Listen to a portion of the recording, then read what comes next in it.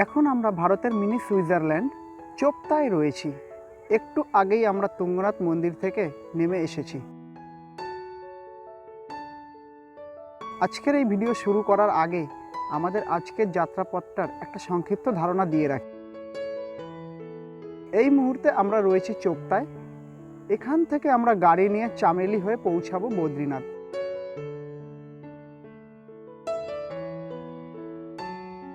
চোপতা থেকে বদ্রীনাথের দূরত্ব প্রায় 153 কিলোমিটার।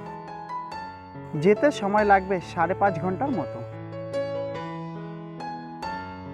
চোপতা থেকে গাড়ি নিয়ে প্রায় ঘন্টাখানেক চলার পর আমরা এসে পৌঁছালাম চামেলি বাজারে। আমরা মূলত লাঞ্চ করার জন্যই এখানে দাঁড়িয়েছি।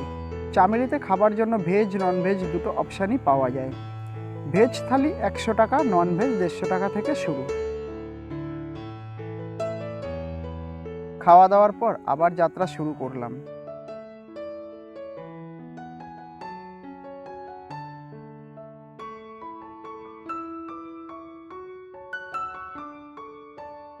চলতে চলতে যোশীমঠ পেরিয়ে ঘাংঘরিয়ার কিছু আগে থামতে হলো রাস্তায় জ্যামের কারণে।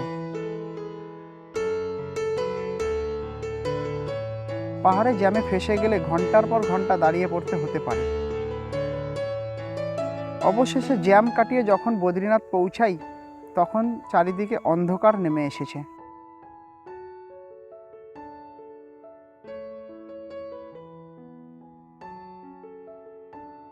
ঝলমলে আলোয় বদ্রীনাথ মন্দিরের আকর্ষণ অনেকটাই বেড়ে গেছে। এই মুহূর্তে মন্দিরের গেট বন্ধ রয়েছে। কাল সকালে দর্শনের জন্য আমরা আবার আসব। তখন আশেপাশের অঞ্চলও দর্শন করাবো আপনাদের।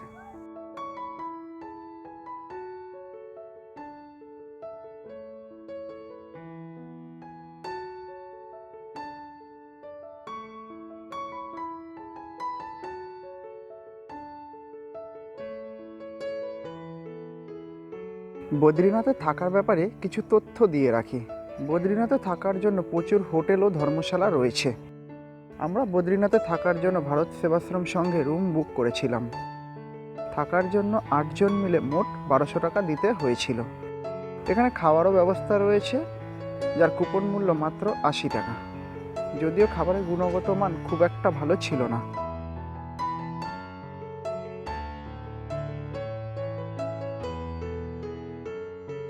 কনকনে ঠান্ডায় বেশিক্ষণ বাইরে না থেকে রাতের খাওয়া দাওয়া সেরে সবাই রুমে ফিরে এলাম। সুপ্রভাত সবাইকে। বদ্রীনাথে আরও একটা নতুন সকাল।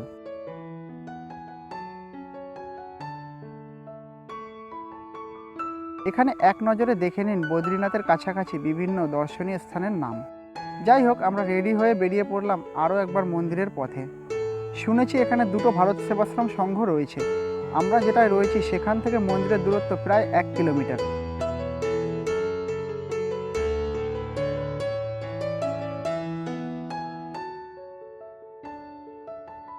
যেতে যেতে প্রথমে দর্শন হলো গরুর মন্দির।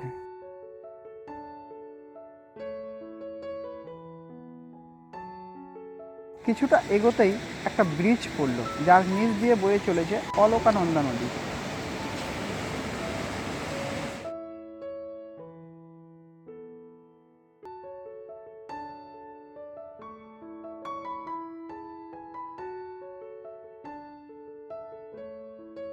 ব্রিজ পেরোতেই দূর থেকে দর্শন পেলাম বদ্রীনাথ মন্দিরের।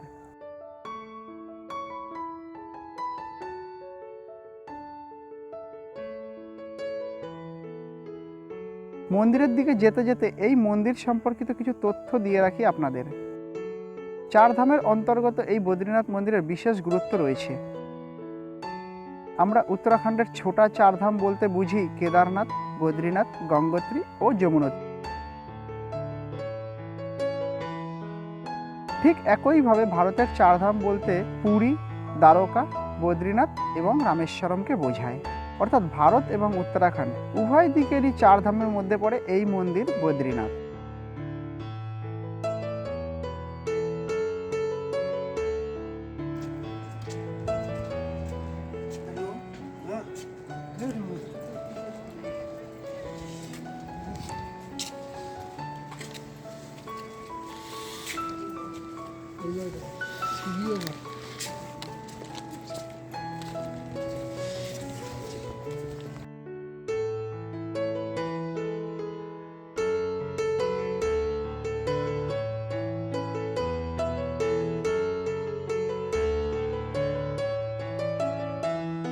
এভাবেই চলতে চলতে আমরা এসে পৌঁছালাম বদ্রীনাথের নারায়ণ মন্দিরে।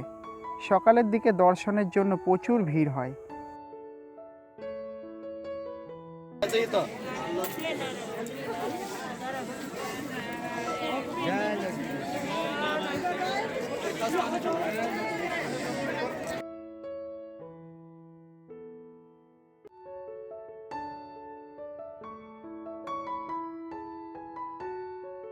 এই মন্দিরের ডান দিকে রয়েছে তপ্তকুণ্ড নামে একটি গরম জলের কুণ্ড। আমরা সেদিকেই এগিয়ে চলেছি, উদ্দেশ্য গরম কুণ্ডে স্নান করে দর্শন করা।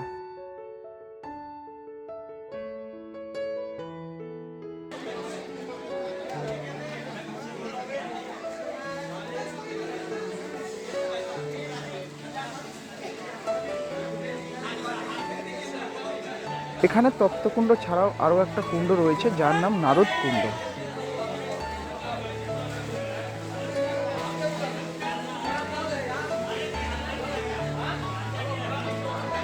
স্নান সেরে আবার আমরা মন্দিরে। বদ্রীনাথ মন্দিরের ইতিহাস সম্পর্কে অনেক রকম পৌরাণিক কাহিনী শোনা যায়। যেমন কিংবদন্তি অনুসারে আদি শঙ্করাচার্য অলকানন্দা নদীতে শালিগ্রাম পাথর দিয়ে তৈরি ভগবান বদ্রীনারায়ণের কালো পাথরের মূর্তি আবিষ্কার করেছিলেন। তিনি তা উষ্ণ প্রস্রবণের কাছে গুহায় সেটি স্থাপন করেছিলেন। পরে ষোড়শ শতাব্দীতে গাড়োয়ালের রাজা মূর্তিটিকে বর্তমান মন্দিরে স্থানান্তরিত করেন। পরবর্তীকালে 1803 সালে হিমালয়ের ভূমিকম্পে মন্দিরটি বিশেষভাবে ক্ষতিগ্রস্ত হয়। তারপর জয়পুরের রাজা এটিকে পুনর্নির্মাণ করেন। অন্য একটি কিংবদন্তি অনুসারে অতীতে স্থানটি বদ্রীঝোপে পরিপূর্ণ ছিল। সেই সময় বিষ্ণু এখানে ধ্যান করেছিলেন। প্রিয় লক্ষ্মী তার পাশে দাঁড়িয়ে জ্বলন্ত সূর্যালোক থেকে বাঁচাতে একটি বদ্রী গাছের আকারে তাকে আশ্রয় দিয়ে রক্ষা করেছিলেন। লক্ষ্মীর ভক্তিতে তুষ্ট হয়ে বিষ্ণু এই অঞ্চলের নাম দেন বদ্রিকাশ্রম, যা আমাদের আজকের বদ্রীনাথ নামে পরিচিত। তাহলে আজকের ভিডিও এখানেই শেষ করছি। খুব তাড়াতাড়ি ফিরব নতুন ভিডিও নিয়ে।